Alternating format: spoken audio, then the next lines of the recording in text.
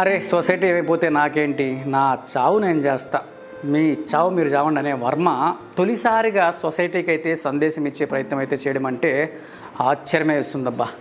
So ఈ ప్రయత్నం చేయడం అనేది నిజంగా ప్రేక్షకులకు అందరికీ ఆశ్చర్యానికి అయితే గురి చేసింది. సో సోషల్ మీడియా ద్వారా జరుగుతున్న దారుణమైన నిజ జీవిత ఘటనల ఆధారంగా అనేది ఈ శారీ అనే చిత్రాన్ని సందేశాత్మకంగా అయితే చూపించాడు వర్మ.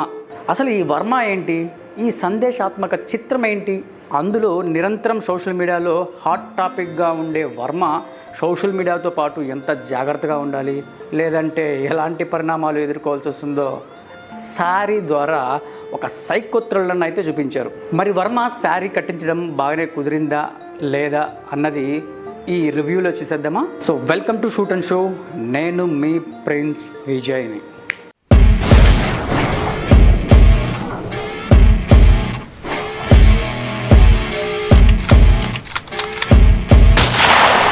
సో ముఖ్యంగా చూసుకున్నట్లయితే ఆర్జీవీ 10 నుంచి ఏదైనా సినిమా వస్తుందంటే రిజల్ట్ ఏంటన్నది ముందే ఫిక్స్ అయిపోయే పరిస్థితి అయితే మనందరికీ వచ్చేసింది. గత కొన్నేళ్లుగా వివాదాస్పద సినిమాలతో హాట్ టాపిక్గా అవుతున్న వర్మ శారీ అనే ఎరోటిక్ సైకో థ్రిల్లర్ను రూపకల్పన అయితే చేశాడు. ఈ సినిమాకి రచన సహకారం అందించడంతో పాటు నిర్మాణంలో భాగమైన వర్మ తన శిష్యుడు గిరికృష్ణ కమల్ దర్శకత్వంలో శారీ చిత్రాన్ని అయితే ప్రేక్షకుల ముందుకైతే తీసుకొచ్చేసాడు అనమాట.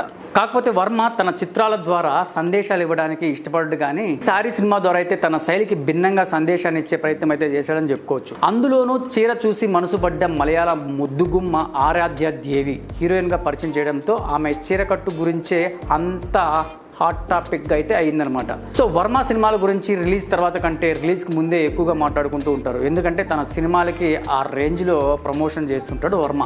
ఇక రిలీజ్ అయిన తర్వాత ఆ సినిమా ఎప్పుడు చిందరా ఎప్పుడు పోయిందిరా అనే టైప్లో ఉంటుంది. అయితే ఈ శారీ మూవీ అందుకు భిన్నమైతే కాదని చెప్పుకోవచ్చు. సో మొత్తానికి ఇక కథ విషయానికి వస్తే, ఆరాధ్య అంటే మన హీరోయిన్ ఆరాధ్య దేవికి చీర కట్టుకోవడం అంటే మహా ఇష్టం అనమాట. సోషల్ మీడియాలో ఉన్న మోజుతో చీర కట్టుకొని రీల్స్ చేస్తూ ఉంటుంది, నిరంతరం చీరలోనే ఉంటుంది. తన చీర కట్టుకొని పొగుడుతూ సోషల్ మీడియాలో వచ్చే కామెంట్లు చూసి ఉప్పొంగిపోతూ ఉంటుంది అనమాట. మనకన్నా పొడిచే హీరోయిన్ లేదనుకొని. అలా ఒక పార్కులో ఆరాధ్య ఫోటోగ్రాఫర్ కిట్టు అంటే సత్య యాదవ్ ఆమె కంటపడతాడనమాట. వీడు మనోడు కెమెరాతో క్లిక్ క్లిక్ అని మెరిపిస్తాడనమాట ఆమె ఫొటోస్ని, ఆమె ఫేస్ని, ఆమె చీర కట్టుని, ఆమె అందాన్ని అనమాట. అప్పటి నుంచి ఆరాధ్యను ఆరాధించడం మొదలు పెడతాడు. సోషల్ మీడియా ద్వారా ఆమెతో పరిచయం బాగా పెంచుకుంటాడనమాట. సో ఫోటోషూట్ చేస్తానని ఆమె వెంట పడుతూనే ఉంటాడు.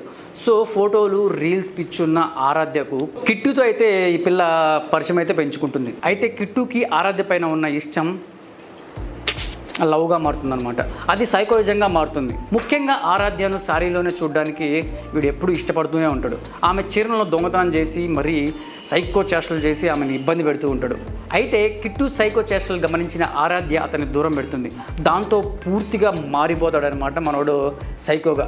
అలా మారిన కిట్టు ఆరాధ్యనైతే మొత్తానికైతే కిడ్నాప్ చేస్తాడు. ఆ తర్వాత ఏమైంది, ఆ కిడ్నాప్ నుంచి ఆరాధ్య ఎలా తప్పించుకుంటుంది అన్నదే మిగిలిన శారీ కథ.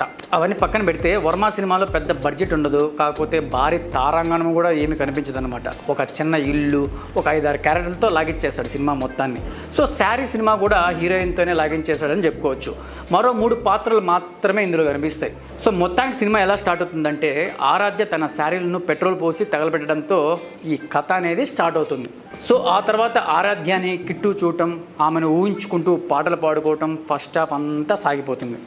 సో చీరలో ఆరాధ్యాన్ని వివిధ భంగిమల్లో ఊహించుకోవడం, ఓ సాంగ్ వేసుకోవడం, మధ్యలో కిట్టు సైకో చేష్టలు, బీభత్సమైన వైలెన్స్, క్లైమాక్స్ వచ్చేసరికి రొటీన్ ముగింపు. వర్మ నుంచి అద్భుతాలు ఆశించడం ఆడియన్స్ ఎప్పుడో మర్చిపోయారని ఆ సినిమాతో అర్థమవుతుంది. కాబట్టి వర్మ కూడా అలాంటి అద్భుతాల జోలికి పోకుండా శారీ కట్టామా విప్పామా అన్నట్టుగా చేసుకుంటూ పోయాడు ఈ సినిమాలో. సో మొత్తానికి ఈ సినిమాలో ఆరాధ్య శారీ టైటిల్కి అయితే బాగానే కనెక్ట్ అయింది, కానీ యాక్టింగ్ పర్వాలేదు అనిపించింది. సైకో ప్రేమికుడిగా సత్య యాదవ్ అయితే బాగా భయపెట్టేచ్చేస్తాడు. వీడేంట్రా స్వామి ఇంత సైకోలా ఉన్నాడు అన్నట్టుగా భలే నటించాడు అయితే. సో మొత్తానికి స్టార్టింగ్ నుంచి ఎండింగ్ వరకు ఒకటే ఫ్లో వెళ్ళిపోవడంతో కొంచెం బోర్ అనిపిస్తుంది అనుకో. సో కథనంపై కాకుండా ఆరాధ్యను చీరలో ఎంత అందంగా చూపించామా అనేది అయితే ప్రత్యేక దృష్టి పెట్టాడు ఈ సినిమాలో అని మనకి బాగా మీకు అర్థమైపోతుంది అనమాట. సో కొన్ని చోట్ల చీరని ఇలా కట్టచ్చా అనేంతగా ఆరాధ్య అందాలతో అయితే దర్శకుడు నింపేశాడు అనమాట. ఇక శబరి సినిమాటోగ్రఫీ అయితే ఆరాధ్య శారీ పైనే కాదు, ఆమె శరీర అణువు తడిమేసినట్టుగా ఉంటుందన్నమాట ఆయన సినిమాటోగ్రఫీ. శారీలో ఆమెను బోల్డ్ అండ్ బ్యూటిఫుల్గా అయితే భలే అయితే చూపించాడు అనమాట. అది మీరు ఒంటరిగా ఉన్నప్పుడు చూడండి. సో గ్రీనరీ షాట్ హైలైట్గా నిలుస్తుంది అనమాట. అక్కడ ఉండే ఒక షాట్ ఉంటుంది, అది గ్రీనరీ హైలైట్ షాట్గా అయితే భలే నిలుస్తుంది. ఇలాంటి షాట్స్ సినిమాలో చెప్పుకోదగ్గనమాట. ఆడ పెట్టినాడు యాంగిల్ భలే పెట్టి చూపిస్తాడు అనమాట. అసలు ఇందులో సాంగ్స్ అయితే ఎందుకు వస్తాయా, అసలు ఎప్పుడు వస్తాయా అనేది మాత్రం ఎవరికి తెలియదు అనమాట. వస్తూ ఉంటాయి, పోతూ ఉంటాయి, వింటూ ఉండాలన్నమాట. ఎందుకంటే ఆ హీరోయిన్ కొత్తగా ఉంది కాబట్టి మనకు కూడా నోరులు తెరుచుకొని చూస్తూ ఉంటాం. సో శశి ప్రీతం రికార్డ్ మాయింపులు అయితే మామూలుగా అయితే ఇయ్యలేదబ్బా, దుమ్ము లేపినాడు. అవసరం ఉన్నా లేకపోయినా దమ్మ వాయించేసినాడు అనమాట మ్యూజిక్. సో టోటల్గా చెప్పుకోవాలంటే RGV 10 నుంచి వచ్చిన గత చిత్రాల కంటే శారీ